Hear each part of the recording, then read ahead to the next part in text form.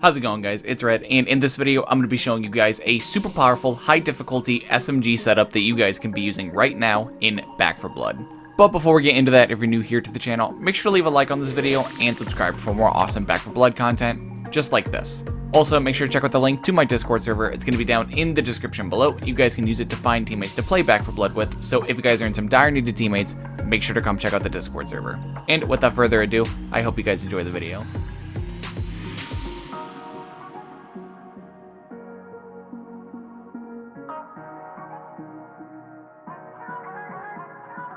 Alright, so here we are in the deck building menu in Back 4 Blood. This is going to be the complete deck list, so if you guys are just looking to copy and paste the deck, now is your time to do so. But for the remainder of this video, I'm just going to be talking about what role every card plays in the deck and just everything like that.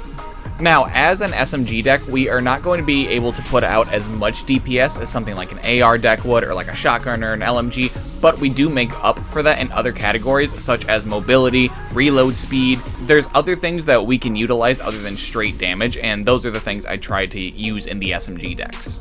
Now, the first category of this deck is going to be weak spot damage, and kicking off this category is going to be Reckless Strategy, which is going to give us plus 30% weak spot damage and minus 5% damage resistance as the downside. Up next, we have Ridden Slayer, which is going to give us plus 20% weak spot damage. After that, we got Front Side Focus, which is going to give us plus 20% accuracy, plus 10% weak spot damage, and plus 15% aim speed. And to finish off this category, we have Knowledge's Power, which is going to give us plus 10% weak spot damage, and it allows players to see values for damage they deal and enemy health bars. Now, something of note about like this weak spot category that I've made is that it doesn't go to 100% weak spot damage, and I mean, it's unfortunate, but like I feel like we just actually can't go to 100% weak spot damage in like the SMG builds just with like how the game is right now, because if you wanted to go to 100% weak spot damage, you'd have to play a card like Hyper Focused, which I feel like, you know, taking away this much mobility while you're shooting with an SMG deck is just completely unusable. Like, I think Hyper Focused is completely garbage in like an SMG deck, especially given the fact that like one of the main things that SMGs has to compensate for its lower damage is mobility. And I mean, I feel like if you're just taking away the SMG's mobility to do more damage, then you should just be trying to play like an AR deck or something that isn't an SMG.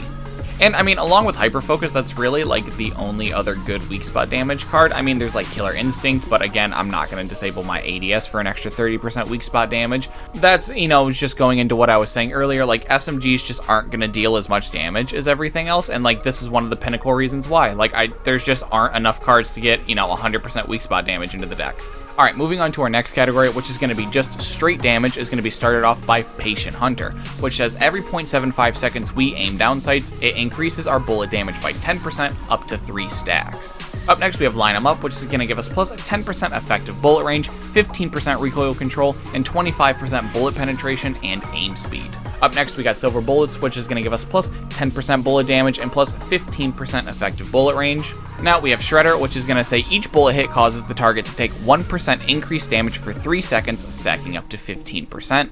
And to finish this category off, we have Large Caliber Rounds, which is going to give us plus 7.5% bullet damage and plus 200% bullet penetration. Now, as far as why I picked these 5 cards specifically is because I think that these are just the 5 best damage cards in the game right now, and I don't feel like that there are really any other cards that you can, you know, like swap in place of one of these that would do a better job at damage than like what these are doing. Like, Patient Hunter and Shredder are just absolute just monsters because they give us just a lot of really good base damage, and then we get things like Silver Bullets and Line 'em Up that are going to give us like effective bullet range. And I mean, like, submachine guns don't shoot the farthest by default. Like, they don't shoot as far as something like an LMG, a sniper obviously, or like an AR, but if you give them that extra effective bullet range, that can help them cope with the fact that they don't do as much damage just because you can shoot them from farther away.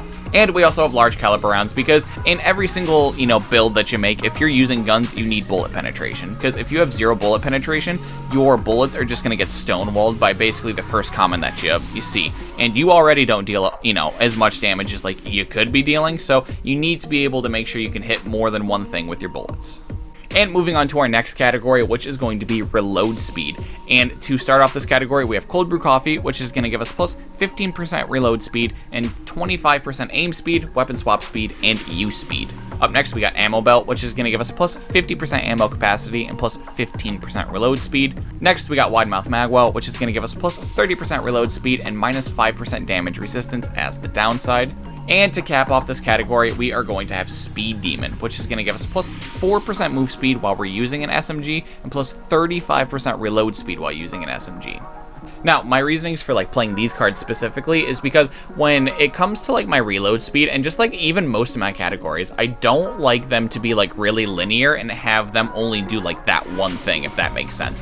Like, I don't want all of my reload cards to literally just give me reload speed. Like, I want my reload speed cards to give me some other type of value. That's why I'm playing cards like Cold Brew Coffee, which give us, you know, 3 other awesome effects. Like, yeah, they're not like home run all-stars, but they're definitely something you're not going to say no to, especially for the fact that it's not charging you a downside to use it. And like, along with Ammo Belt, like, I'm using this card primarily for the ammo capacity because SMGs go through a lot of ammo, but it just, you know, the fact that this card has 15% reload speed just tacked onto it makes it really, really good in this deck.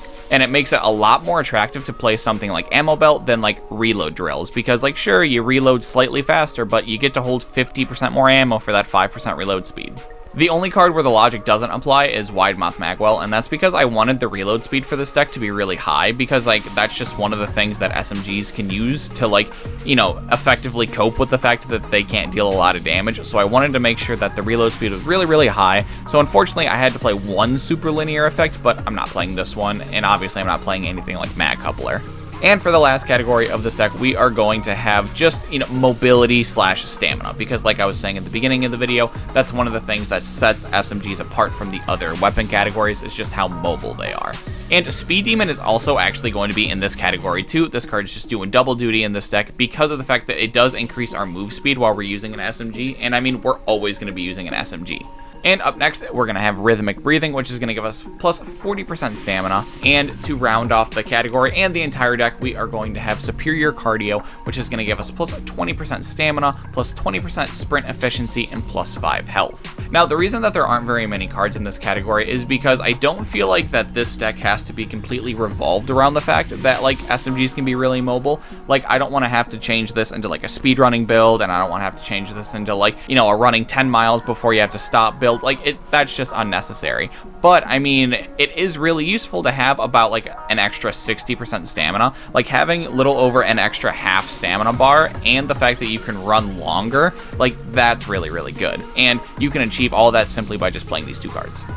Well, that's going to do it for the video, guys. Make sure to leave a comment down below telling me any deck changes that you guys would make, and as always, if you happen to enjoy the video, make sure to leave a like and subscribe to my channel for more awesome Back 4 Blood content just like this. Also, make sure to check out the link to my Discord server. It's going to be down in the description below. You guys can use it to find teammates to play Back 4 Blood with, so if you guys are in some dire need of teammates, make sure to come check out the Discord server. And until next time, it's been Red, and I'll see you guys in the next video.